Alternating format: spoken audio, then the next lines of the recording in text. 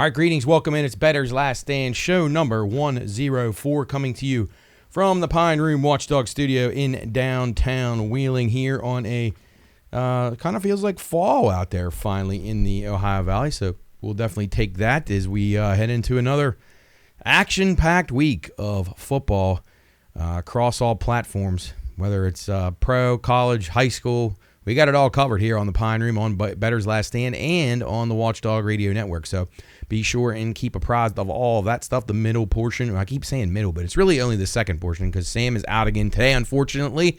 So the second portion of the program will be all football related, and we will have that one on the Watchdog. It'll be on there from 5 to 6 on Friday night before we take you into high school football action from across the Ohio Valley, Wheeling Park, Wheeling Central, and John Marshall coming your way. 7 o'clock kickoffs on Friday night. All right, let's get into it right now. We had a pretty strong week. Most of it spurred on by a nice win in NASCAR as Ricky Stenhouse takes it down at Talladega. Could find him anywhere from 35 to 45 to 1 I saw.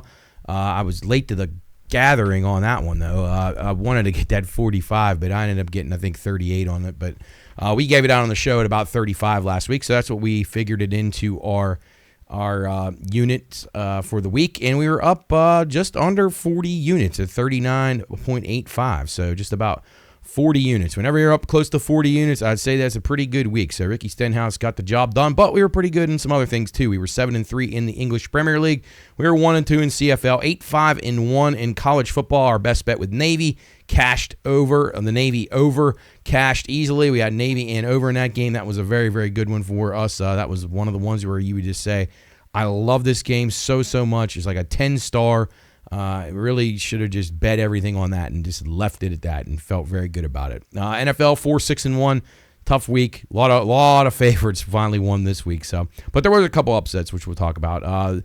The best bet in the pros, the Ravens, we go to 4-1 there as they get the job done in overtime against the Bengals. NASCAR, the winner was Stenhouse, 35-1 range. We had William Byron and Justin Haley. So Justin Haley with a big price for a top 10 had him get there. William Byron was in the top 5. NHL futures, we posted those last week. BLS_PRPs where you can find those. Off to a good start there for our goal scorers. Jordan Cairo in the first game scores 2 for the Blues and a comeback win for St. Louis. So good on both fronts there. We have Cairo to score over his goal total, and we have the St. Louis Blues to beat their point total out and make the playoffs. So a good start. Penguins in action tonight and Thursday, and well, I guess that's last night and the night before if you were watching this on Friday. So we'll talk plenty more about that. We're going to give out a few hockey plays for the weekend momentarily, but let's bring you up to speed on the baseball. Right now, you got the Tigers leading 2-0 over the Indians. That could be an elimination game for the Indians here. So game number 4 with the I'm sorry, that's not an elimination game. That series is tied 1-1. So you got Cleveland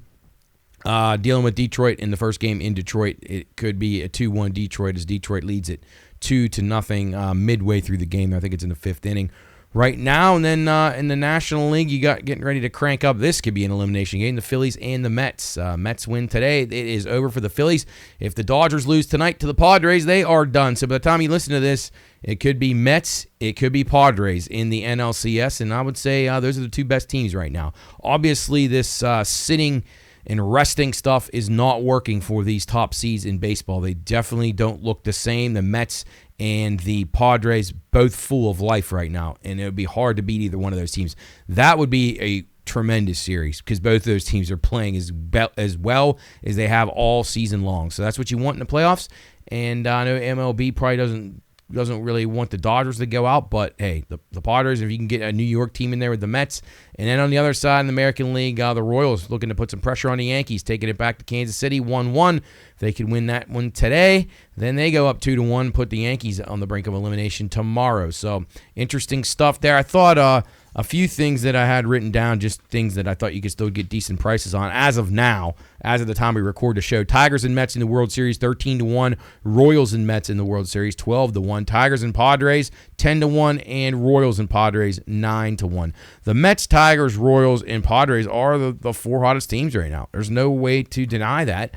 All these teams that rested all look a little bit sluggish, and maybe they'll readdress this, but it definitely definitely plays well for people who don't bet the favorites. I'll tell you that. So it's been pretty good, and we'll see what happens as we push on to the weekend in Major League Baseball. WNBA Finals, that is set right now. It'll be the Minnesota Lynx. We told you that we thought Minnesota and that series would go 5 games, and it did. The Lynx get the job done in 5. So if you bet that one at a nice plus price, you cash that one. We didn't give that as an official play, but a recommendation. So we have the Liberty and the Lynx in the finals. Now, the Lynx have won 3 out of the last 4.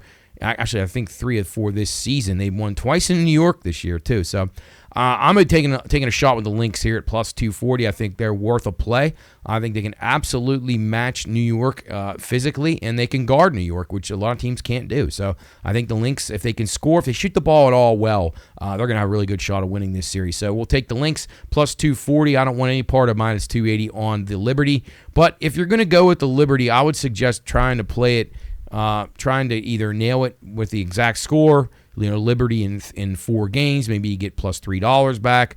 Liberty sweeps plus 290, and then Liberty 3-2 is $3. I think this goes 5. I really do. I truly think this goes 5, and I wouldn't be surprised if the Lynx end up getting the job done at a nice price at 3-2. It'd be 6-1 there for the Lynx. You can get 160 back on a Game 5 finish. Game 4 plus 165 plus 220 on the Game 3. So I find it pretty interesting. Game 5, going 5 games is the favorite amongst those exact outcomes, but you have a minus 280 favorite in the Liberty. So I guess they're just thinking the longer it goes, the more the Liberty will supplant themselves as a better team, but I'm not always certain that happens. So if the Lynx can take one off the Liberty, I really do think they'll win that series, and we'll be on them. So we're on the Lynx plus 240, and for the series to go 5 games. Or you could also take a shot if you really like the Lynx. I was thinking maybe about trying the Lynx at winning it in 4 at about $6. So that might be worth a play, but nothing official. I'll have these posted at BLS_PRP for the series that starts Thursday. So you already have a game in the books already. I'll have it up there before the game starts, so you can always remember to check those often. All right, let's get over to NHL. Actually, really quickly, going back to baseball, MLB favorites now 6-3 in the LDS. Overs are now 8-2. Interesting. Overall, MLB postseason overs 11-8. Favorites to dog ratio right now in the 19 games prior to the ones that are going on right now, 10-9 in favor of the favorites. So not a whole lot of news, I guess, from that side of things. All right, NHL-wise, let's get into it right now. I told you our season-long bets, they're all posted at BLS_PRP. You can find those. Cairo with 2 goals already, the Blues with a win, so we're happy about that one. A couple games that I like on Friday night. That's tonight if you're listening to this on Friday. It'll be the Tampa Bay Lightning and the Carolina Hurricanes. It's a 7 o'clock face-off on ESPN+. They're playing at home and home. So you tend to see these home and homes, especially 2 good teams like this. They're going to feel each other out a little bit. Both of them want to come out and establish the physicality of the game, be very responsible, don't want to give the other team momentum. You see this quite often. So I think this is a very closely played game. 5 out of the last 6 between these 2 division rivals have been under. So we're going to go under 6.5 in Tampa and Carolina. They play each other again on Saturday too. So you also need to watch, though, for the goaltenders. So if the 2 starters do not play in that game, the 2 number 1s, then perhaps you want to get off that bet. But we'll see. It's early on. I'll probably still roll with it. Chicago and Winnipeg. That also a Friday 8 o'clock face-off.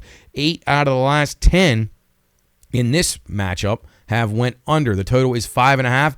The Jets minus 225 on the money line. Blackhawks back at 185. I'm going to go under in this one as well. So we're going with the Lightning and Hurricanes under 6.5. The Blackhawks and Jets under 5.5. Philadelphia at Vancouver. Going out west here for a 10 o'clock faceoff. I think goal in the first 10 minutes makes a lot of sense here. Philadelphia team I'm down on. I like the way that the Canucks play. The Canucks will have a game under their belt. Philadelphia, this is their opener. So we'll go with a goal in the first 10 minutes. 8 of the last 10 in this matchup have stayed under as well. So maybe a lean to the under there, 6.5, but I'm staying off that.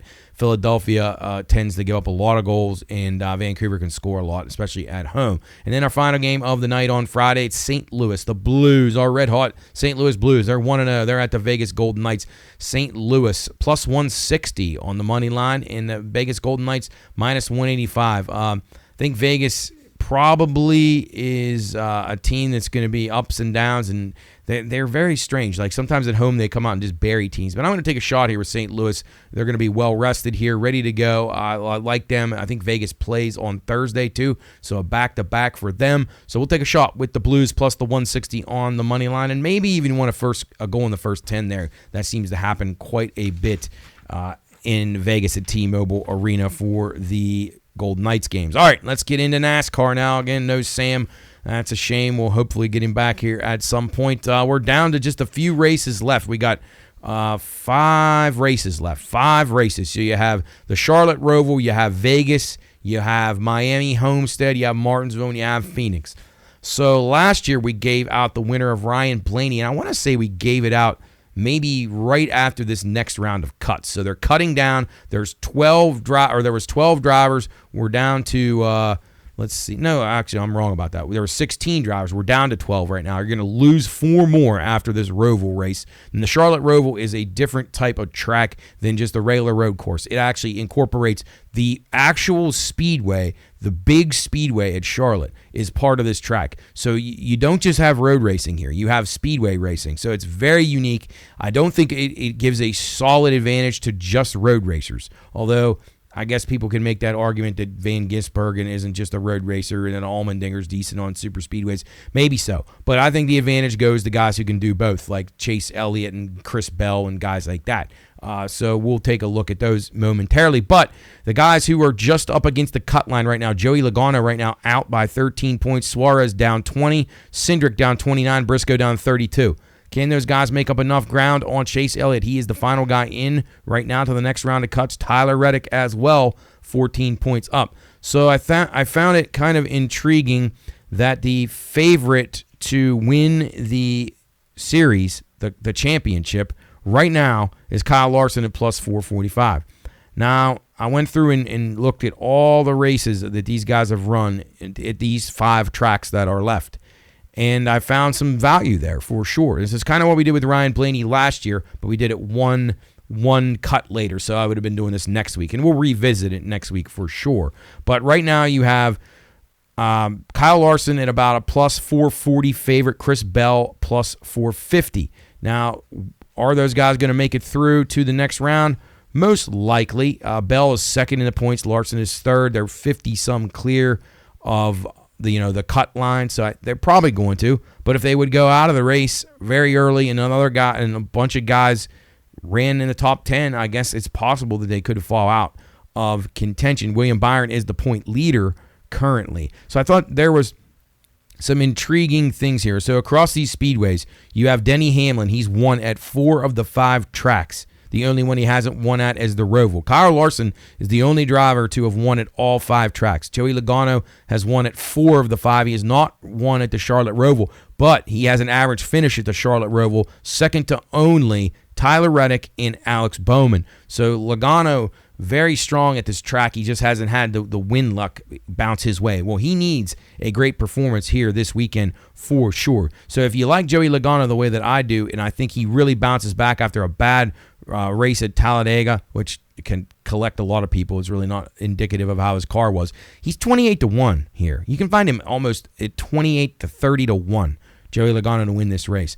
I think that's a ridiculous price. I also thought Ryan Blaney was mispriced. He's won here at the Charlotte Roval. He's 37-1. Ridiculous number on him. And then Denny Hamlin at 30-1. Denny Hamlin's had multiple top 5s here, and he's a great speedway racer, and you obviously know he can win on road courses too. So I thought those 3 guys massively mispriced for this track. And I don't, they're pricing it as if it's a straight road course, I think. And I don't know. I thought those numbers were way, way off. So I'll be taking a shot with all 3 of those guys to win this race. Absolutely. Alex Bowman, who I mentioned, he has the best numbers at this track. He is 17.5-1, about 18-1. So I think he's worth a look. And Chase Elliott at 9-1. He's won here multiple times, twice, I believe. 9-1 for him. Very, very cheap. Chris Buescher's ran in the top 10 here a bunch. He's around 10-1. Ty Gibbs, 10-1. All those guys deserve a look. Even Brad Keselowski. I thought this was interesting. Brad Keselowski's had, I think, 2 top 10s and a top 5 here at the Roval. Well, you can get Brad Keselowski to finish in the top 10 at plus 380. He's 95-1 to win this race. Brad Keselowski is not a guy that's not going to compete hard, and whether he's out of the playoffs or not. So I would expect a good run from him, and I think a great bet is Brad Keselowski in the top 10 at plus 380. So going back to trying to declare who we think might win the Cup Series. Right now, Byron, as I said, is the leader in points, but Bell and Larson are the favorites. The cut line, if you think Joey Logano can make it, you got tremendous value on him. You're getting him at 13-1 to win it. We got Ryan Blaney last year, I want to say it, 14 or 16-1 to win it, and he came through for us. Well, I think if you have enough faith that Logano can run well this week like I do, I think you roll the dice there to 13-1 and take a shot. You're going to get a great price on a guy who's teetering on the brink of getting cut, but he's ran really well at this track, so I think he bounces back. He makes it into the playoffs to the next round, and he has a really, really good shot as Joey Logano has an average of, let's see, he had the third or fourth best average that I did when I ranked these drivers. He's actually second. So once again, Ryan Blaney, if you go across these 5 tracks, Ryan Blaney has the best stats career-wise at these 5 tracks. Does that mean he's won at all of them or that he has the most wins? No. But it didn't matter. It's about points finishes. And Ryan Blaney is the most consistent driver on this circuit. He doesn't have a whole lot of disastrous outcomes. He's just always up in the top 5 or 10. And that's why he won the championship last year. And that's why I think you're getting an incredible price on him once again. You're getting around 7 or 8-1 on him right now. He's kind of being ignored. It is tough to go back-to-back, so I will say that works against him. But he has an average finish here of 11.62 across those 5 tracks. Joey Logano actually is the only one who's better than him at 11.48. So those are the 2 guys right now that I would be zeroing in on from a championship standpoint. Joey Logano at a big price, 13-1. Blaney anywhere between 6.5 to 8-1. And then I really cannot rule out Chase Elliott at 10-1. I think that is a very, very good value for Chase. If he can have a smooth ride here, he's very good at this Roval, so you got to figure he's going to make it through to the next round. He's a 12.5 average finish at these tracks. Denny Hamlin at 12.24. So those are your 4 best guys. William Byron, 13.6. I was considering making a play on him, but there's just not enough value on him. He's 6-1. Some places have him less than 6-1 to win this. And same with Denny Hamlin, 6-1. It's just too short for me. Alex Bowman, if you really wanted to get bold, Alex Bowman at these tracks that are still left, those are the Charlotte Roval, Vegas, Miami, Homestead, Martinsville, and Phoenix. Alex Bowman has a pretty solid range for these. He's 17.36. It's a little bit higher than the rest of the guys, but he does have some wins. He's won at 2 of these tracks. So if you really wanted to take a bomb shot, 20-1 on Bowman may be worth it. And I can't really recommend Briscoe or Cindric or Suarez. They're just too far out of it right now. Tyler Reddick intrigued me too, but he's just too short. 5-1, can't do it. So we're going with Blaney, Logano, and Elliott to win the championship. And then this week at the Charlotte Roval, we're going to go with Logano, Blaney, and Elliott again for that, and Denny Hamlin, who has a monster price of 30-1. Logano at 29-1. Blaney 37-1. Elliott 9-1. Alex Bowman at 18-1, Chris Buescher 10-1, Ty Gibbs 10-1, and Brad Keselowski to make the top 10, I think is worth a shot at plus 380. So NASCAR winding down. We'll have 4 races left after this week, and it's kind of sad to see it go. And the playoff cuts come calling again, so we'll lose 4 drivers. And hopefully Joey Logano can make it through, and we can cash a nice ticket on him in a few weeks. All right, we're going to take a break here on Bettor's Last Stand, show number 104, coming to you from the Pine Room Studios here down at the Watchdog Studio, actually. And we are going to take a quick break here. We'll come back and all things football begin in our Watchdog segment of the portion of the program, that is, the portion of the program. You're listening to Bettor's Last Stand, show 104. We'll be back in a moment.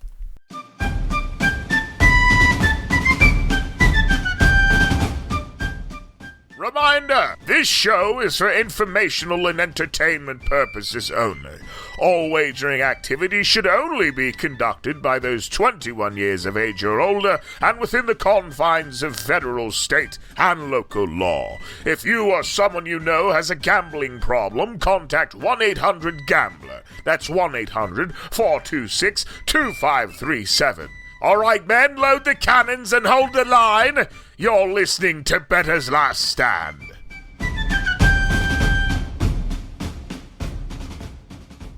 Let's get into what we got going on here from a betting standpoint. Again, Bettor's Last Stand, show number 104, coming to you from the Pine Room Watchdog Studios here in downtown Wheeling. All right, we were up almost 40 units last week. We were up 39.85.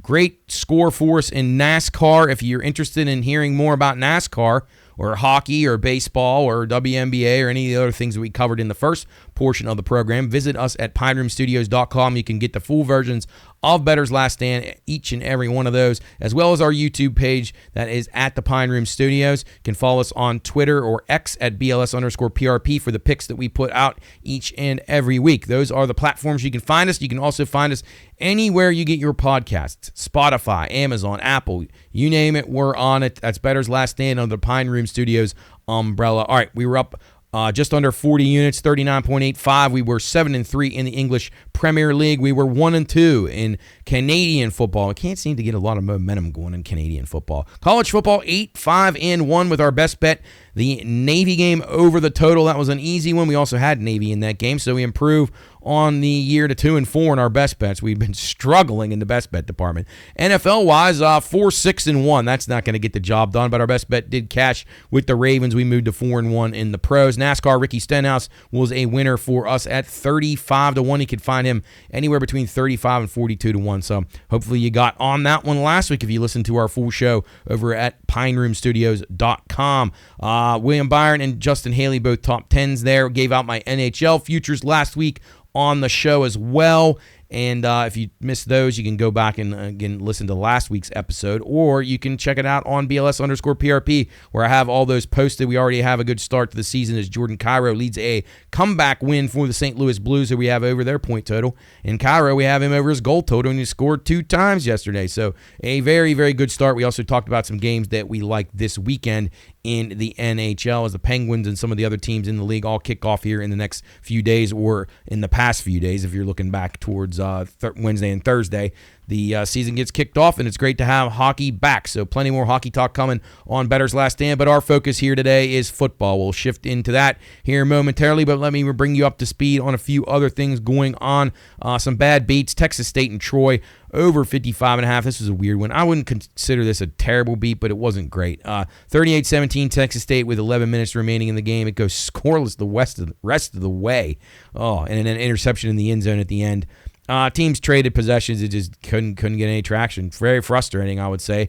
Wasn't one of those. Kind of a game you could see it coming, though. You could just like, oh, man, are they ever going to finish this off? And they never did. Temple, UConn, 48.5 is the total on this one. It was 43 total points, 23-20. UConn with 3:46 left. Temple drives all the way down to the goal line, and they try like the Philadelphia sneak play where the center and they're all pushing them.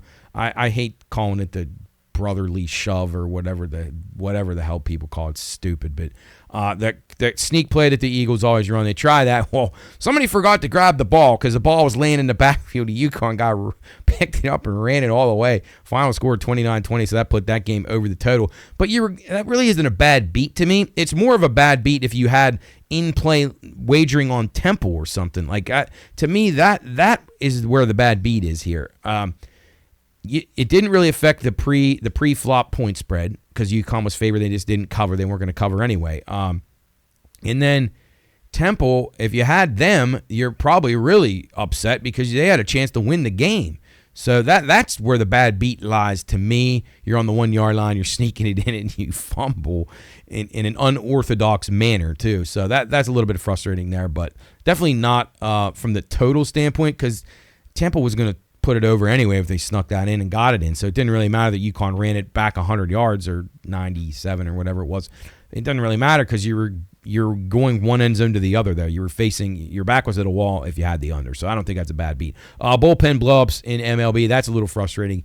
Bet these games the first 5, especially when you have 2 decent starters because as you saw the other day, even if you got in play on the Cleveland and Detroit game, you're playing that under 3.5.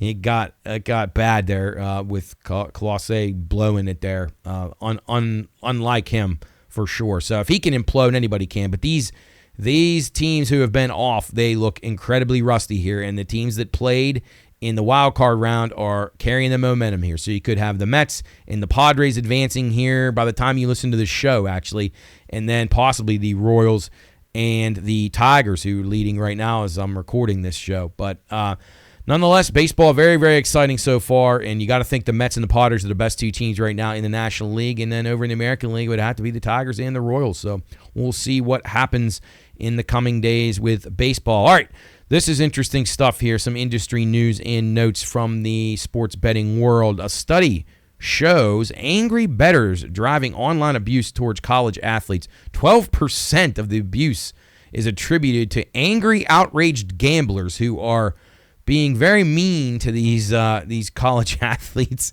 and brutalizing them on social media. This is not funny at all, really. These people, they need banned. They need, I don't think prison time is warranted, but they deserve fines. They deserve to not be able to bet on any legalized platforms ever again in any state, not just the state that they're in.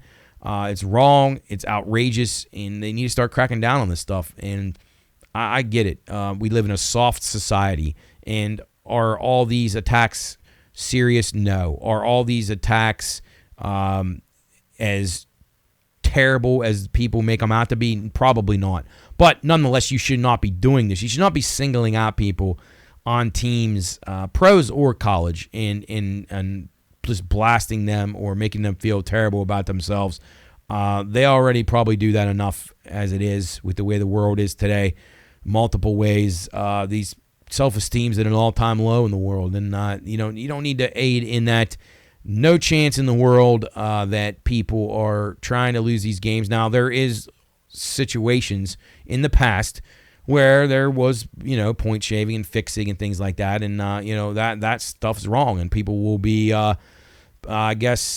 penalized for that should it come to light and people were able to prove that, and hopefully we don't see that. But you shouldn't be doing that just based on basic, thoughts like, oh, well, this team, this guy struck out, this guy fumbled, this girl missed a shot at the buzzer for a team. You can't just go singling people out like that and destroying them on there. These people are in a public spotlight. Now they're getting paid money now. That's part of the deal. So you are going to be under a little bit of scrutiny. And fair criticism is okay, but you shouldn't be doing it personally. You shouldn't be attacking people through their Twitter inbox or their X, direct message. It's ridiculous. You can't do that. There's other ways to get your point across out there without trying to tear down other people. So stay away from that. Do not participate in that. And if you are participating in stuff like that, where you're threatening athletes and or officials, coaches, same thing. Now, officials, trust me, I've been as mad as anybody, but you would never do that if you have any sense about you. So you got to stop yourself. And if you're doing that, you need some help, and we probably don't need you listening to this show because you have bigger problems than trying to find a few winners as far as sports betting goes. All right, the average NFL point spread this season has been minus 4.09. That's the lowest average through 5 weeks in the modern era. Since the Super Bowls began, 4 points, the average spread, that's the lowest ever. So that tells you the team's very, very compact, and a lot of the teams are bad, and more teams are bad than good, I would say that means. The Vikings have the best cover margin in 40 seasons, entering last week with an average cover of 15.9 points per game. And, the Vikings, they covered their game last week, and that wasn't their easiest cover, but they still covered in London, and they got the job done. They lowered that to down 13.42, but that's still pretty strong. Best NFL cover teams, of course, the Vikings 5-0, Denver 4-1, Kansas City 4-1, Indianapolis 4-1, Washington 4-1, Detroit 3-1, and the Bears 3-1-1. NFL dogs plus 5.5 or greater. We've been talking about this for about 3 weeks now. They are now 19-6-1 ATS. That's 5.5 points or more your team is getting.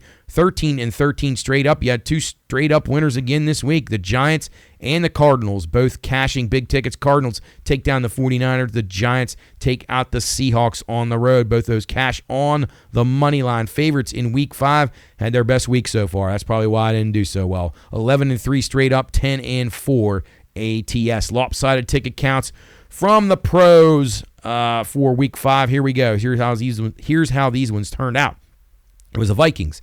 The Vikings minus the points, 88% on them. That was a winner against the Jets. 82% on the Raiders, a loss. 82% on the Ravens, probably should have been a loss, but they win it in overtime. 74% on the Saints, loss. 78% on the Seahawks, loss. 72% on the Cardinals, that one was a win. And 68% on the Bills, a loss. Lopsided ticket counts heading into Week 6. These are the teams that you better look long and hard before you lay it with these teams. 94% of the money is on the Atlanta Falcons this week. So you know what that means. That means that Carolina's going to win this game. So get ready for it. I'll be talking about that one. That's probably going to be one of my plays here. When we get to the NFL card, I probably will be taking Carolina. I believe that's, Carolina plays Atlanta. I think it's a 4 o'clock game on Sunday. All right, let's keep it going here. Lopsided ticket counts.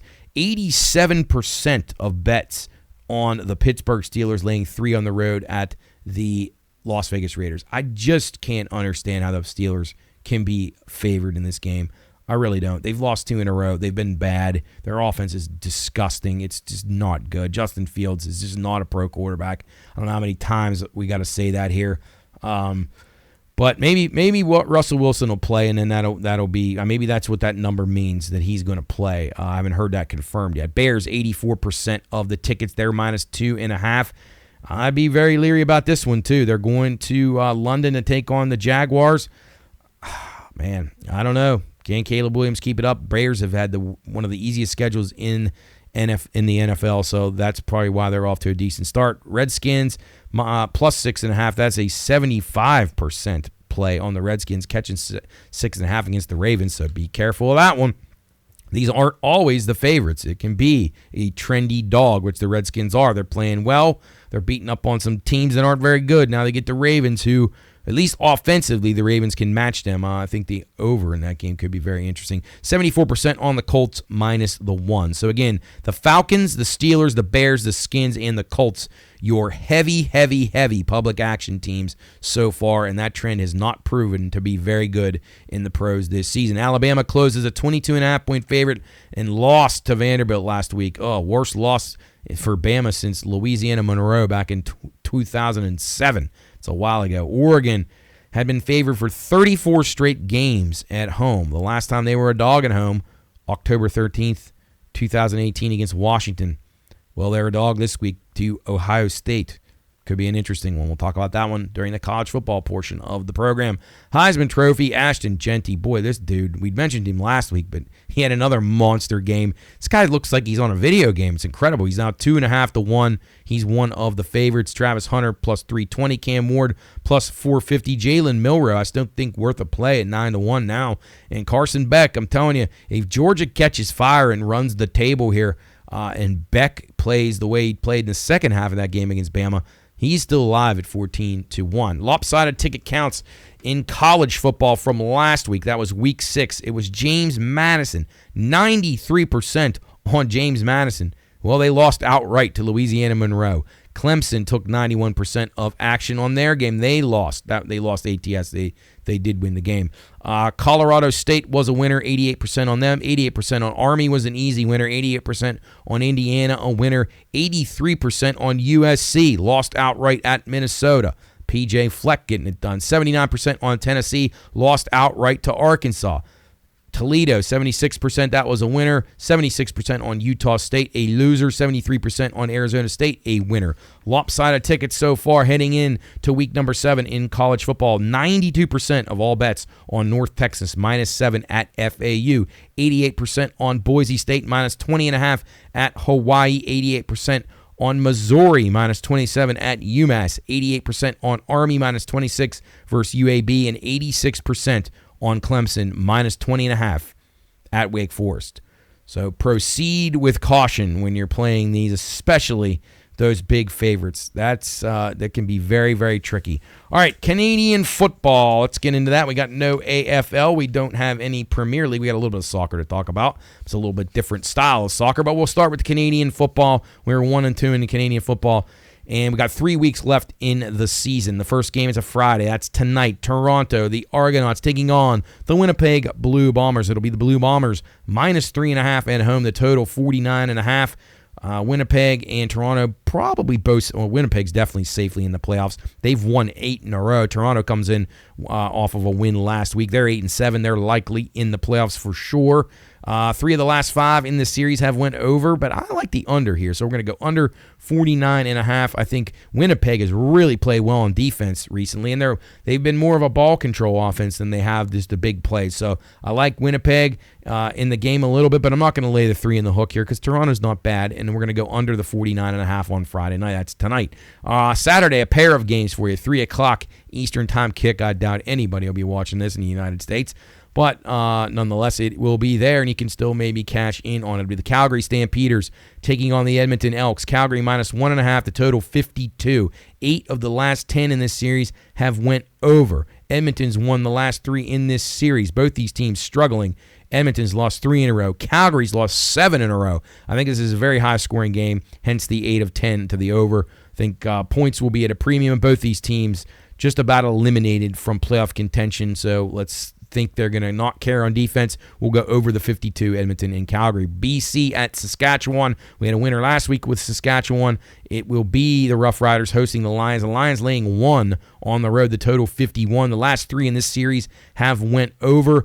BC has won the last 2 in the series, and they come in off of a win last week. Saskatchewan's won 3 in a row, including that game that we had them last week. We'll be taking them at home plus the points, so we'll take Saskatchewan. I would even go with the money line, even money, or take the 1 because you can tie in this stuff, and maybe you want that point to assure you're not going to have to worry about a tie. Monday Night Football in the Canadian version of it, north of the border. This is a 1 p.m. kickoff, I believe, which is a little bit weird. It'll be the Ottawa Redblacks and the Montreal Alouettes. Alouettes minus 4.5, the total 48.5. Both these teams likely in the playoffs. Montreal obviously definitely in their best record in the league. They've won 7 in a row in the series, so pretty good. Average margin of 13.2 in the series against Ottawa, so they've been dominating them. So we'll take the Alouettes minus the 4.5 to cover and win the game easily. Again, they're winning 13.2 on average against Ottawa in the last 7 meetings, and they've beat them all 7 times. So we'll take the Alouettes. So that's Montreal minus the points on Monday, Saskatchewan minus the points, or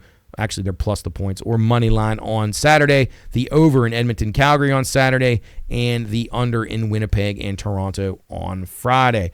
As I said, Premier League is off. The Champions League is out of action again.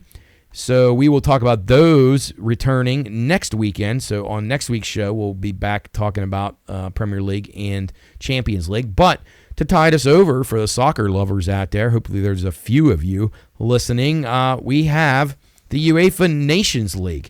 Now, this kind of takes the place of the old friendly. So you just used to do international friendlies, and it wasn't a big competition, and nobody cared. And half the time, the good players didn't even go to these things. But they've made it now into a prize-winning tournament. So this is basically taking the form of getting you ready for your European and your World Cup qualifying. These games actually matter. So you're seeing this tournament that they have. They put them in groups, tiered groups. Obviously, your teams that qualify for Europe are in your top tier. You have 4 different tiers, but they're groups of 4. You play your groups, and then you advance out of your pods. So it definitely gives these guys a little added incentive. You're competing now, not just getting together with, Montenegro and Wales aren't just getting together to go kick a ball around for 90 minutes. These games actually matter now. There's prize money involved in it and things like that, as well as potential for your seeding, for your qualifications in Europe and in the World Cup. So these matter a little bit now, and I think that makes it a little bit different. In the past, friendlies, you just didn't know what you're going to get out of it. Who was going to care?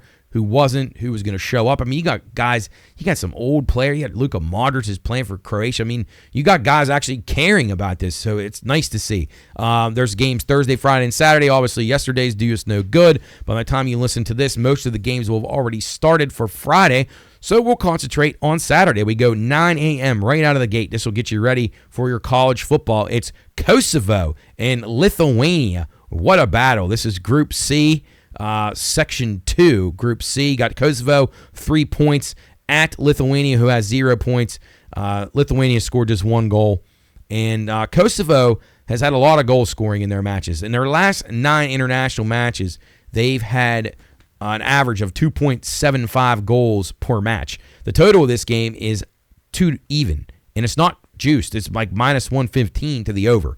So we're going to be going over in this match for sure. So Kosovo, Lithuania, over the 2 flat. And I think it makes sense to take Kosovo here, getting them at a very cheap price at minus 120 on the 3-way line.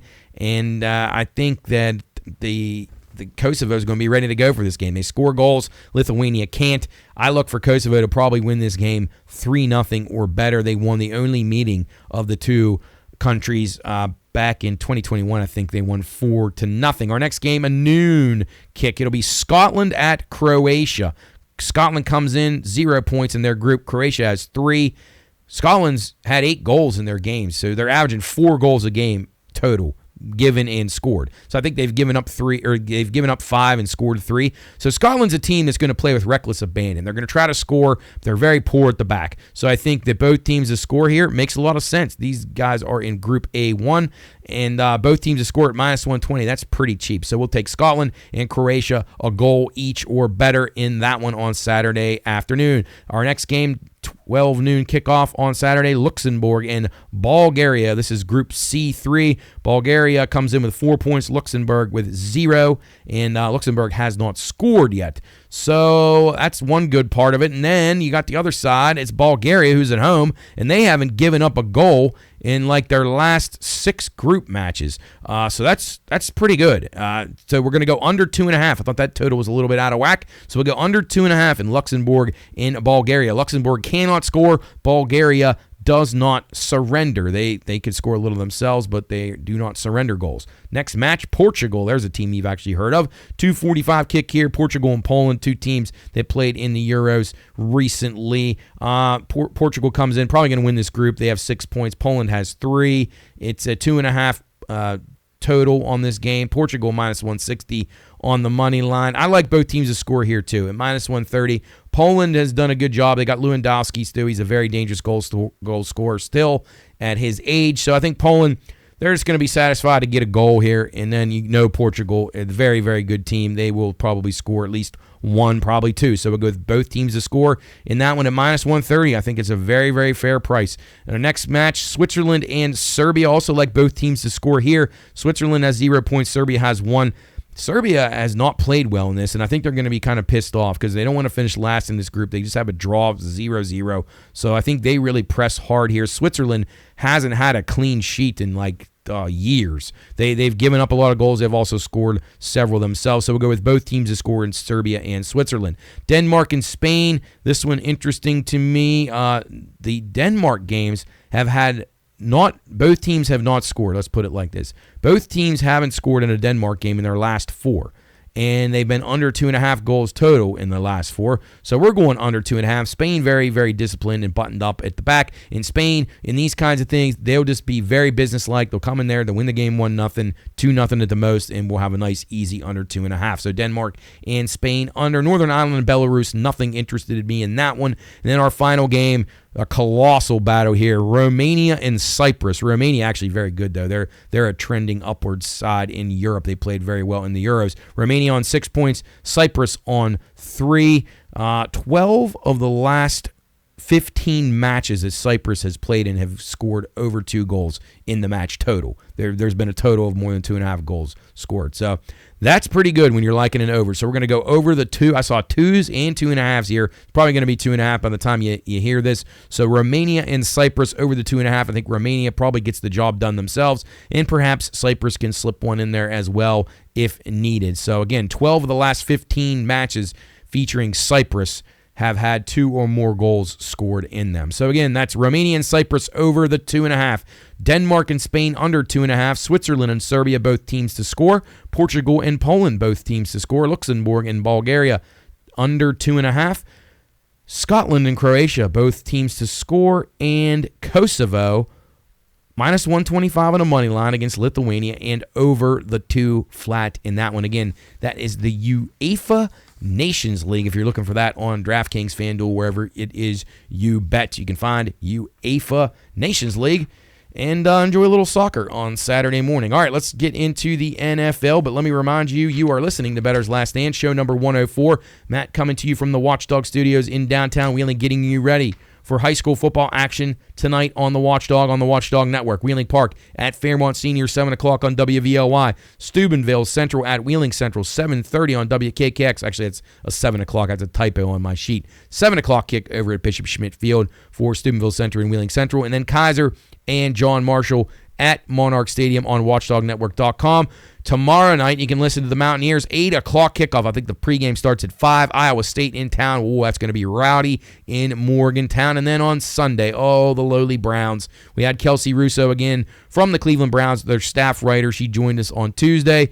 And, we try to keep it positive. She did too. She did her best to kind of cite some things that could be, viewed as a potential positive outlook for the Browns this week, but it's going to be tough. At the Eagles, they play 105 on Sunday, so you can hear that one right here on the Watchdog Network, as well as WVU and Iowa State on Saturday, and the 3 high school games tonight. We got the pregame show coming up a little bit after 6 o'clock with myself, Jeff, Chris, and Jubb from the studio. We'll get you ready for all the action across the Ohio Valley, up and down the river from the high school side of things. The Duggars Saucy Spread Challenge is into week number 6 now. And Jerry Ames now in the lead there, so we'll update you on that stuff if you missed it during the Football Friday show from Gumby's and Jill's Gentlemen's Club. And also like to thank our sponsor, the Brownie House. They do a wonderful job. Their stuff is incredible. They have a pumpkin spice brownie. Now it's out of this world. They've added that to the catalog down there. Visit them at yesbrownies.com today. You will not be sorry. Use the promo code PINEROOM for 20% off your order. That's the Brownie House. That is yesbrownies.com. Get on over there today. All right, NFL action. Oh, boy, here we go. Thursday night's action's already done, so let's get into Sunday. It's another London kickoff here from Tottenham Hotspur Stadium once more. It's the Jags and the Bears. We had the under last week over there with the Vikings and the Jets. Not sure if our handicapping was good or the Jets were just bad on offense, but I'm going to try it with the under once more. I know Jacksonville's defense is a little bit of a concern. They open up a 2-point dog in their basically home away from home, and eventually they may move here permanently. But this is a big game for Doug Peterson. If Doug Peterson, I think the Jags play over there 2 straight weeks. If Peterson loses both times, he's gone. If he splits, he's probably okay for a little bit longer because this owner does not want to get embarrassed on his home turf. This guy is an international guy. He's very world-renowned in Europe, soccer. He's involved in a lot of things, and he owns a lot of stuff, and he doesn't want to get embarrassed. So Peterson can save his job with this game. I like Jacksonville. I think they win the game anyway. The Bears have really played an easy schedule. If you go back, Jacksonville's played a much more challenging schedule, and they have not played good. And I missed on them badly. But I think they have enough to get it done here in front of their de facto home crowd. So we'll take the Jags plus the 2. The total's all the way up to 45 right now. So I like it. It's going up and up and up and up. But I like this game under. I think the Jags slow it down. I think Peterson coaches this one as he's going to be as focused as he's ever been to try to win this game and keep his job. So we'll go under the 45. And we're going to go with the Jags in London against the Bears. I like him in a little bit of money line, too. Plus 110, plus 115 there. We'll see where that number goes. If it goes up anymore, and the Bears, we talked about on our ticket count, the Bears are taking money, which I just don't understand. But we'll see what happens. So Jags and under in London at 9:30 a.m. on Sunday. Commanders at Ravens, the Beltway battle. It's the Ravens minus 6.5, the total 52.5. Sharp money on the under in this game, which is interesting to me. I originally looked at this and I said, man, this is a dead over. Both these teams struggle to cover pass defensively. I mean, they're terrible. Look at the Ravens got shredded last week by that bum Burrow, and they still, though, were able to come back and win the game. So Ravens can score. That's not the problem. It's the defense. This is really bad, really, really bad secondary, and the pass rush not as good as it has been, which is making these guys have to cover longer. It's a problem. 52.5 in a pro game is really, really high. I'm going to have to pass on this for now. I'm going to see what the number does in the next couple of days and maybe make a play on it before the end of the week. But I lean Baltimore in this game. The ticket count's just lopsided for the Redskins here. The Ravens are not very good at all. They're just not. I watch the games. I follow the team. They're not that good. Their defense is not very good, but they are decent on offense. So they're gonna be a team that's gonna be a feast and famine. They're gonna turn the ball over. They're gonna score a lot. Their games are gonna tend to be overs. But 52 is too high. Baltimore though, I would lay the points with Baltimore if I had to make a play. No official play on this game. Arizona at Green Bay.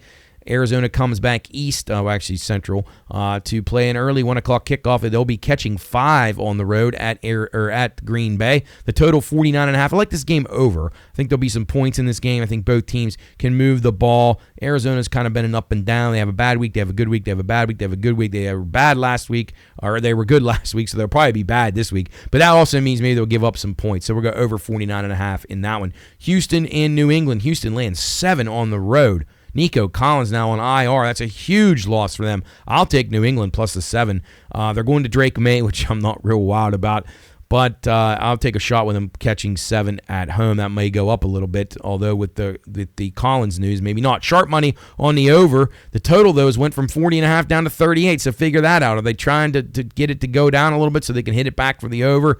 I don't know. I would lean the over, but I'm on the Patriots in the game. Indy at Tennessee. Colts -1 on the road. Who will start at quarterback for the Colts is the big question for me right here. The total 42.5. If it's Flacco, then I have a no play on the game and maybe an over. But if it's Richardson, then I'm on Tennessee. So if Richardson plays, it's Tennessee for me, catching the 1 at home.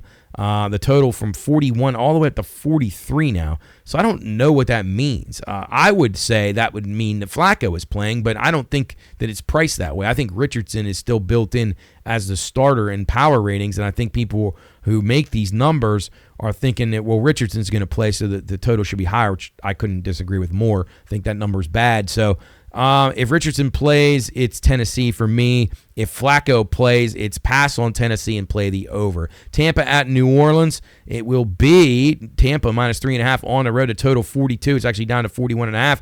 Opened at 44.5. Obviously, Derek Carr not playing here. That's why that's went all haywire. It actually pre-Monday Night Football, before Carr got hurt, the New Orleans Saints were set to be laying 2.5 in this game. So a big switch there.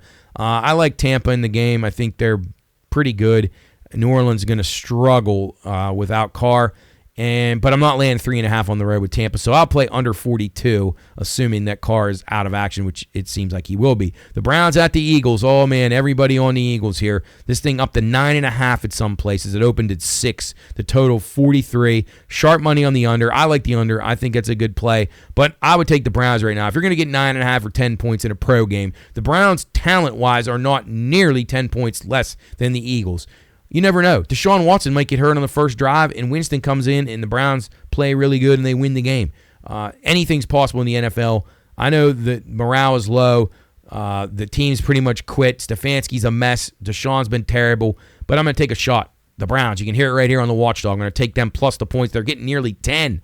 And if you're into teasers, which I don't recommend, I mean, you could tease this thing up over 2 touchdowns. So in a pro game, that's ridiculous. And you heard the stat, just to go back and refresh you on these, that underdogs of 5.5 or greater, 19-6-1 ATS on the season with 13 outright wins. So remember that when you're going to bet the Eagles on Sunday. Steelers at the Raiders. Again, I can't get over the Steelers -3 on the road. Total 36.5. I'd have this game a pick. Now, I know Steelers will have a lot of fans there. If it's Fields, it's an under for me, 36.5. It looks like Aiden O'Connell is starting for the Raiders.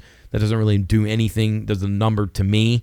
If Russell Wilson would start and this thing would get below 3, I would consider the Steelers.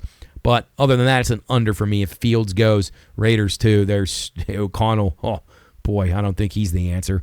Chargers and Broncos, another interesting one. Chargers off a bye week, -3 on the road. Total 35.5. I like the Chargers. Probably a slight lean to the under in this game too. Division battle. Bo Nix, to me, he's just so bad. He's somehow winning these games. He's kind of like the Justin Fields approach. Just don't do anything catastrophic, and you might have a shot because your defense is good. But I like the Chargers off the bye. Harbaugh, I'll take the Chargers -3 or less on the road at Denver. Detroit at Dallas. This is my best bet of the week. It's the Detroit Lions laying 3 on the road, 52.5 the total. Probably going to be some points in this game, but I like the Lions. I think they win this by a touchdown minimum. They are just too good for Dallas, in my opinion. Dallas very lucky to win against a really bad Steeler team, and Dallas did not play well in that game. So I like Dallas. Big Mike off of a win. I like fading him the next game out because usually he can't string together 2 good performances in a row, although it's a stretch to call that good. Atlanta at Carolina, 425 kick. It'll be Atlanta -6. Total 47.5. We briefly referenced this one earlier. Huge lopsided ticket numbers on the Falcons here. I'll be taking Carolina. I know I keep burning money with them every single week, but I'm catching nearly a touchdown at home. I like the under in this game, the 47.5 as well. I think Carolina plays this, slows it down, and I think they have enough to just get by Atlanta. Just when you think Atlanta is going to be good, they'll lay an egg, and I expect that to happen this week. Cincinnati at the New York Giants. Again, I just don't get these numbers. Cincinnati -3.5 on the road. Someone tell me how that can be possible. This game, to me, should be Giants -1. So I will be on the Giants plus the 3.5 or better at home. Total 48.5, probably an over here. Giants have been able to make some plays, and man, the Bengals, they're not stopping anybody. And Burrow, when you're getting beat around and you give up points all the time, they have no running game at all, so he's going to pad his stats. I mean, last week he had 83 yards on a screen pass to Jamar Chase, who by far is the best player on the field. So before you start getting all excited about Burrow, remember he's got 2 elite wide receivers and 1 all-world wide receiver in Chase. So he is responsible for most of the damage against Baltimore last week. So I like over in this game, 48.5, but I really like the Giants catching the 3.5 at home. Giants have been a little better than expected. And then Monday Night Football, it's the Bills and the Jets. Big showdown here. Robert Saleh, I can't believe we buried the lead. We didn't mention him yet. This guy should have been fired about a year and a half ago. And I've heard nothing but people coming out and saying, I can't believe the Jets would overreact and do this right now. I can't believe it. I can't believe it. I can't. What are you watching? This guy, we talked about it preseason. He shouldn't have had a job. This guy's one of the worst head coaches ever. And that's saying a lot for the Jets, who've had some really bad ones. Rich Kotite comes to mind. No, I don't subscribe to that whatsoever. The Jets immediately get a little bit better just because they get rid of that bozo. So it's just long overdue. So Woody Johnson did the job there. Whether Aaron Rodgers was involved, you can read about that. He denies it, but who cares at this point? To me, the Jets had to do it, but they got to take on Buffalo this week, and there's a little bit of a distraction around them. This thing opened 44 down to 41. I like the game over. I think there's points in this game. I think the Jets showed that they could move the ball a little bit if they want to go up tempo and not wait for the line to actually get the ball out quick. Because the longer that you have to wait for Aaron Rodgers to be able to get rid of the ball, he's going to get sacked. Like they can't block long enough.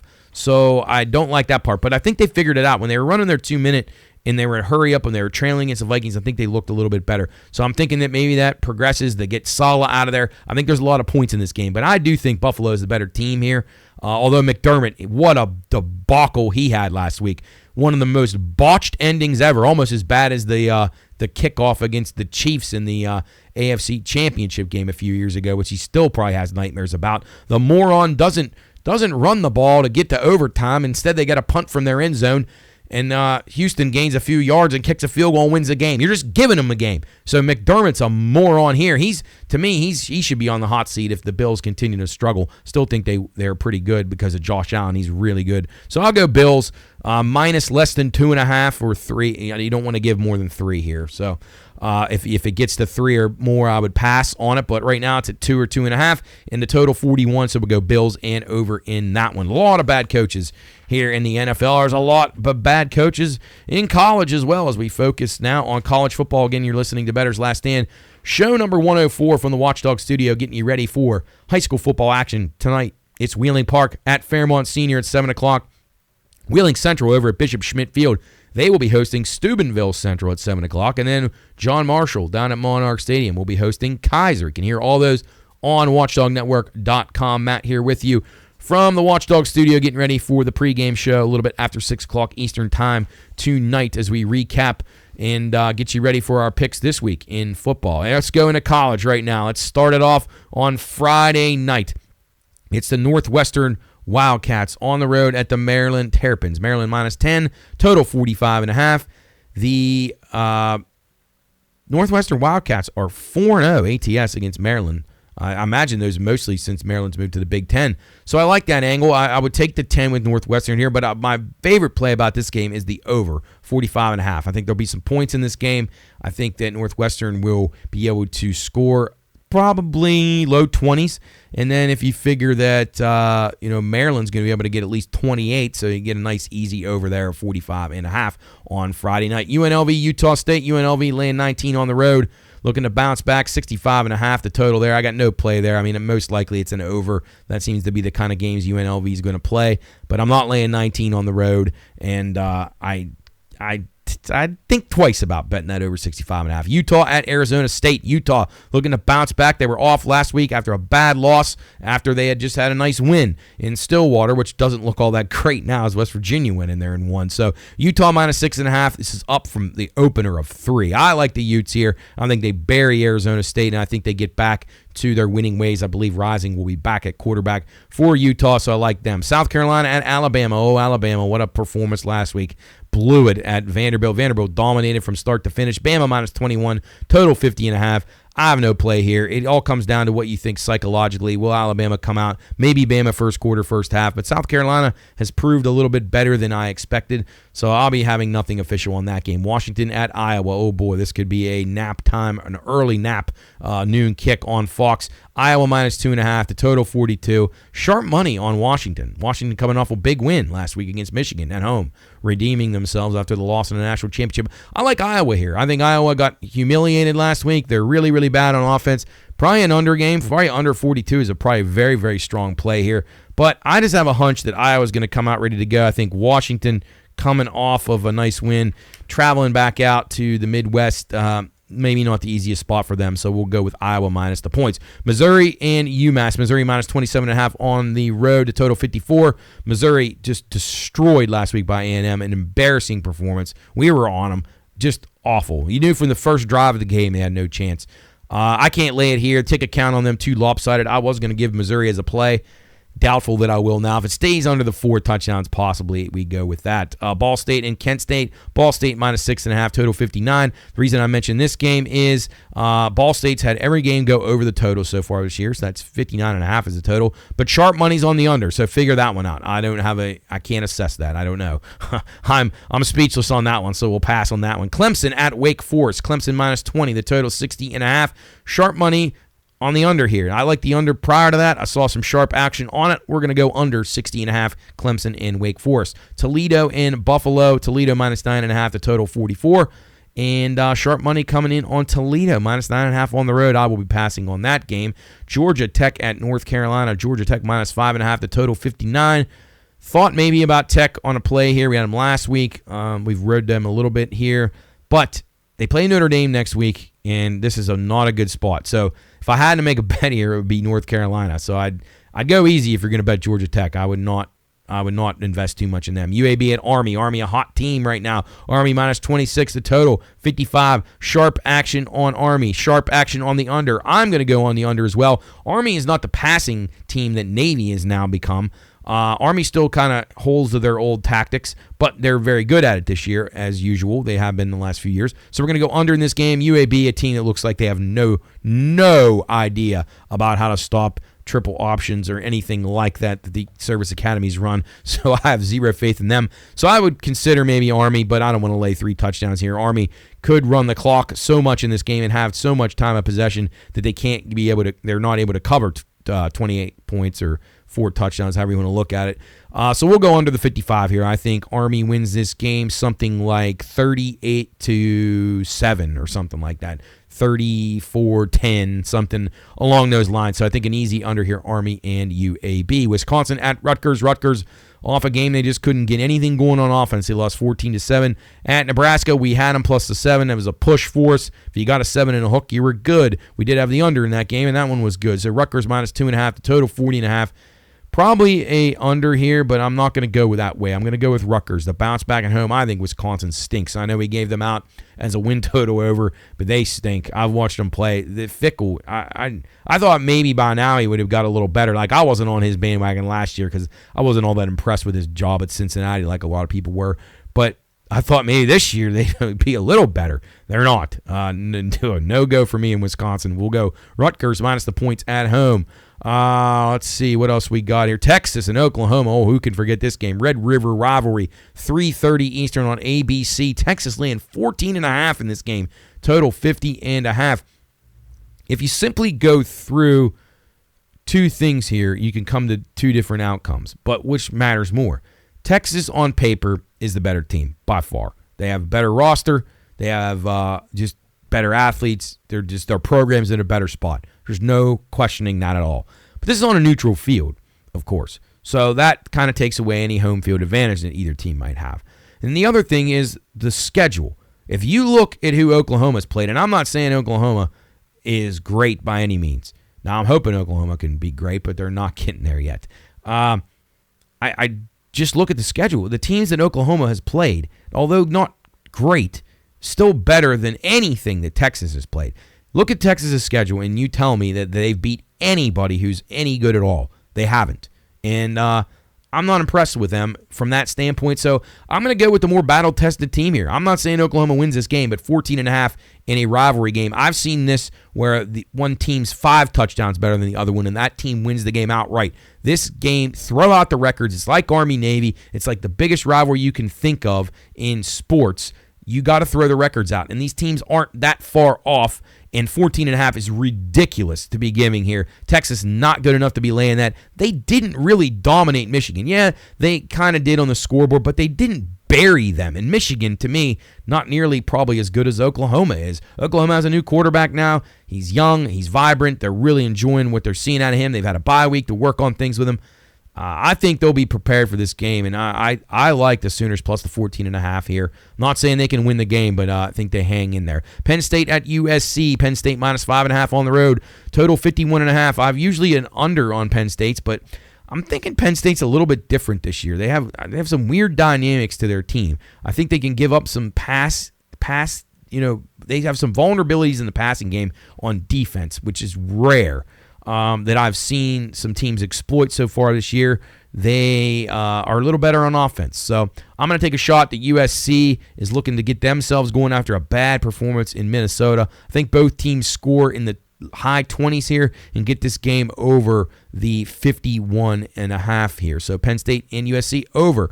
UCF in Cincinnati. It'll be UCF minus 3 at home. Total 59.5. No play here. UCF terrible last week. Pitiful. Cincinnati's been a team we've been on, but UCF much better at home. Louisville at Virginia. Louisville minus 7 and a total 54.5. Louisville's got Miami next. Sharp money on Louisville. This totals went from 57 down to 54. But Louisville's lost 2 in a row. This game is weird. So you have the aspect Louisville, they're going to bounce back. They're a good team. They lost to Notre Dame, and then they lost last week. So you're figuring, geez, Louisville gets beat at home by SMU. That was an impressive performance by SMU, who we were on 2 weeks ago, but I didn't know they would travel that well, and they did. Louisville 2 in a row. Virginia coming off a win over Boston College. Is that a bad spot for them? Probably. This says Louisville to me, but they got Miami on deck, and that's a big game, and Miami's undefeated, and I know they're going to be pumped up about that, and Papa John's Stadium will be electric, and I've been down there before, and that's hard to win there. So I probably got a pass here, but I'll lean Louisville if you're interested in making a play on that game. Cal at Pitt, 3.5. The Panthers laying here, 59.5. We had Cal last week. I told you they'd battle Miami. Probably should have beat them. Blew a huge lead in the game. Game worried me. It worked out perfectly for me. Miami wins the game, and Cal covers. No play here. Lean towards the under in this game, but I don't know. Pitt's hard for me to figure out. I was way wrong on them. This kid from Alabama is a lot better than I really realized. And he's single-handedly keeping Pitt relevant. So we're passing on that one. Memphis at South Florida. Sharp money on the over here of 48. It'll be the South Florida Bulls minus 3 at home. I'm on Memphis here. I think Memphis is the better team. Catching 3 on the road will go with the Tigers. Northern Illinois in Bowling Green. Bowling Green minus 9.5. The total 53.5. The reason I mentioned this game is that we are seeing a lot of action coming in on the over.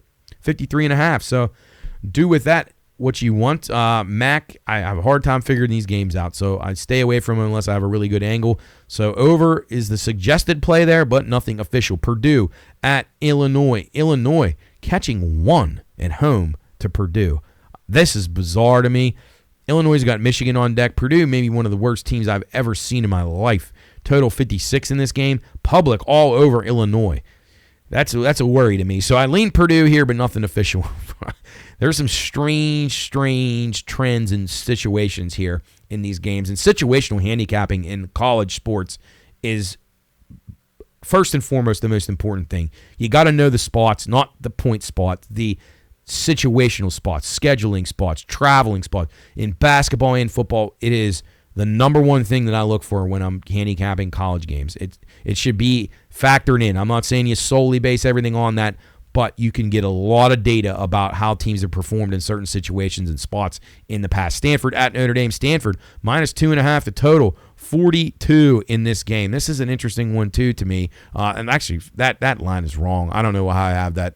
That's definitely not the right line. Notre Dame is not catching points against Stanford. I got to check that. I think I have this written down wrong. Nonetheless, I do like Stanford in the spot as far as their situation goes. They have not played well the last couple of weeks, but I expected them to be better than what people thought. So I think maybe they got caught looking ahead. It's 23. Sorry, that looked like a 2.5. It is 23.5. Saying, wow, that is way off. All right, 23.5 there, Notre Dame laying at home against Stanford. We'll take the 23.5. I think that the Cardinal will be in this game. I just don't think Notre Dame's as great as everybody thinks they are, but they've probably proved me wrong a little bit. So we'll go Stanford in South Bend catching the 23.5. Arizona and BYU. BYU minus 5.5, total 49.5. Sharp money on BYU here. I'll be sitting this one out. I don't have a great feel on this game. BYU's been pretty impressive to me so far. Arizona's been all right too. So no play there for me. Mississippi State in Georgia. Georgia minus 34. The total 53.5 in this one. Georgia plays at Texas next. Oof, that's tough. How about Texas, Oklahoma, and Georgia back-to-back? So Georgia at Texas next. Maybe a look-ahead spot for them. 34 is too many to lay. Mississippi State's been decent. 53.5 to me, maybe an over in this game. Very, very bad Mississippi State defense. And they did move the ball a little bit in a couple games that I saw. So potentially an over here. We'll lean to the over. Florida and Tennessee. It's Florida minus 15.5 the total. 55.5 in that one. And I think that the Volunteers are going to be pretty pissed off. They were terrible last week with an outright loss to Arkansas. Arkansas is not awful, though. Tennessee, I think, gets the job done here. I think they hammer Florida, minus 15.5. I'm not a Florida guy at all. I think they're really bad. So we'll go Tennessee. The Vols to return home to Neyland Stadium and kill the Florida Gators. Washington State at Fresno State. Washington State, 3.5 on the road as a favorite. The total, 61. Sharp money on Washington State, and I like Washington State as well. I'll lay the points with the Cougs on the road at Fresno State. Moving down, Ohio State and Oregon. Oh boy, the game of the week perhaps, other than Texas and Oklahoma. Ohio State minus 3.5, the total 53.5 in this game. And this is an interesting game to me. Oregon has not looked very good on offense. Ohio State hasn't looked great on offense. Both teams' defenses have impressed me. Last week we had the Oregon game under. We had Iowa last week, which is stupid. But the defense of Ohio State, very, very impressive. I like this game under. I think this is a running game. I don't think there's a lot of explosive plays in this game. I think both teams realize how important this game is. And I like the under the 53.5, the Ducks and the Buckeyes. Ole Miss at LSU to be Ole Miss minus 3.5 on the road. The total 63.5. I really hate betting on LSU because I can't trust a team that has such a bad defense. Ole Miss not much better, but I got to lean Tigers in this game. It's not going to be an official play for me, but if they're catching 3.5 at home, I think they get the job done and are able to outfox Lane Kiffin. So we'll lean LSU. Marshall at Georgia Southern. It'll be Marshall minus 1.5, total 61.5. Marshall 2-0 all time against Georgia Southern. I like the herd here, laying a small number on the road. I think they kind of own this matchup. I think they win this game. Vanderbilt coming back after a huge win against Alabama last week, catching 13.5. Total 46. They are at Kentucky. Lots of money coming in on the over in this game. I'm not so sure about that one. I'd lean to the under there and probably lean towards Kentucky. Kentucky may want to flex their muscles. They played teams very tough, some of the best teams. They played them very, very tough. They beat Ole Miss. They nearly beat Georgia. I think they're going to show Vanderbilt that last week it might have been a fluke, and we're going to show you. We're going to choke you out. So lean towards the Wildcats in that one. Syracuse and NC State. Syracuse minus 4.5 on the road. The total 54. 54.5 in this one. No real play. Sharp money coming in on the under in this game. Man, I don't know. NC State, we did get that one right. They're one of the worst teams I've ever seen in football. They're so bad. No play. I'd probably lean Syracuse, but laying points on the road I can't do. Mountaineers hosting Iowa State. Iowa State -3 on the road. The total up from 51 to 53. You can hear that game right here on the Watchdog. Don't really have a strong feel in this game. I would lean to the under if I had to make a play, although the total is moving in the other direction towards the as if the over is getting bet in the games. But sometimes that's okay. If you have a strong enough opinion, you actually get yourself a few more points out of the mix if you're strong on the other side and it moves against you. So I lean to the under here. Don't have a great feel. I may play the Mountaineers, though, plus the 3.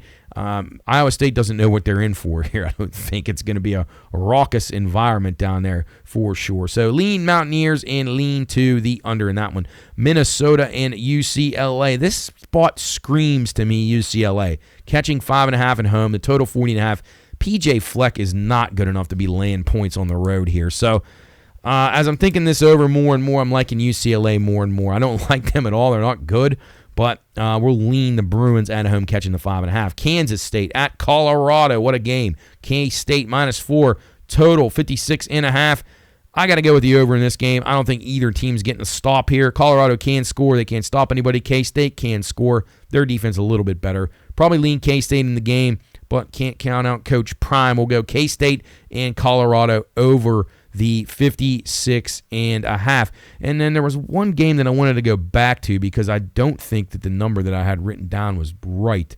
And it was a 3:30 game, and it was the Illinois game. So bear with me. Yeah, okay. So I wanted there was a 2 missing off the sheet. So Illinois is -21.5. So for some reason, I had Purdue written down as a -1 point favorite. I obviously wrote that in the wrong spot for another game or something. Okay, so that makes more sense now. But the money coming in on Illinois, I don't understand that. You can't really get too excited about it. I guess I can kind of see it because Purdue's so bad. But they got Michigan next, Illinois that is. So I'll be leaning towards the Boilers catching the 3 touchdowns. But they are really, really bad, and fading them is probably not a terrible idea under any circumstance. All right, that's going to do it for Bettor's Last Stand, show number 104 from the Watchdog Studio here in downtown Wheeling. The Pine Room fellas will be coming to you here momentarily as we get ready to take you out to the 3 games going on tonight on the Watchdog Network. It will be Wheeling Park at Fairmont Senior, 7 o'clock on WVLY. It'll be Steubenville Central at Wheeling Central, 7 o'clock on WKKX, and Kaiser at John Marshall, 7 o'clock on WatchdogNetwork.com. Again, you can listen to all the games on WatchdogNetwork.com. And we got West Virginia in action tomorrow. We just talked about that game. Iowa State at WVU. It's an 8 o'clock kick. You can hear it right here. Pregame starts at 5. And, boy, that place is going to be rocking. And the Browns at Eagles on Sunday right here on the Watchdog Network. Again, thanks to all of our wonderful sponsors on our Football Friday as we were out at Gumby's once more for a fabulous time, as always, as the Gumby's folks take good care of us no matter where we're at. If we're at the zoo, if we're down in Elm Grove, if we're going up to Follinsby, we're going to Parts Unknown next week, I believe. So we look forward to checking that out as well. So again, thanks to Gumby's and Jill's Gentlemen's Club for their wonderful sponsorships for the Football Friday show here on the Watchdog. Thanks to Bear and Bob for getting it kicked off with the good old boys on sports from 12 to 2. Those 2 guys and Shane Stack do a great job. I enjoy listening to those guys as I'm getting ready to come in for our show. And then we got pregame coming up here in just a few minutes. We'll get you ready for John Marshall, Wheeling Park, and Wheeling Central all in action tonight. And, boy, it's hard to imagine the playoffs are right around the corner in Ohio already as we're deep into the schedule in, week 7 and week 6 in West Virginia. It's gone so fast. So hopefully you've enjoyed it with us here on the Watchdog Network. We've enjoyed bringing you these broadcasts each and every Friday night throughout the season, and we'll be with you up through the playoffs for all of these teams who we are involved with here on the WatchdogNetwork.com. Stop by the Brownie House. It's yesbrownies.com. Visit there today for 20% off your order. Use the promo code Pine Room, and they got a really good pumpkin spice brownie now on there that you're going to want to get. We'll get ready to send you out here at the top of the 7 o'clock hour, actually about 6:45, 6:50. We'll be sending it out to the IBEW game of the week over at Wheeling Central, and our health plan game of the week down at Fairmont Senior. So get ready for that, and as well as over on WatchdogNetwork.com with John Marshall in action. We'll send you out to those kicks around 6:50. Coming up next, after a few of our sponsors, we get them on there, and they get to tell you about their wonderful products and services that they offer. We're going to have a few of those running here at the top of the hour, and then it'll be time for the pregame show. So you'll be hearing from myself, Jeff, Chris, and Jub here momentarily. But until then, we will see you next week on Bettor's Last Stand. Hope you enjoyed the program. Best of luck with your wagers. Follow us, BLS_PRP, at the Pine Room Studios on social media. PineRoomStudios.com is your spot for all the shows, all the archive shows from all the Pine Room shows across the entire Pine Room Studios umbrella. Check that out, PineRoomStudios.com. You can follow us on our YouTube page as well at the Pine Room Studios, and wherever you get your podcast. That would be Spotify, Apple, what else? Amazon, all the other ones, any other place that you can get your podcast. Check out Bettor's Last Stand, the Pine Room Podcast, Soup and Stuff, Pine Cellar Girls, all the things that we have going on under the Pine Room Studios umbrella. All right, that'll do it for us on Bettor's Last Stand, show number 104. We will be coming your way with high school football action after these short messages. Have a great week, and best of luck in your wagers. We'll see you next week on Bettor's Last Stand.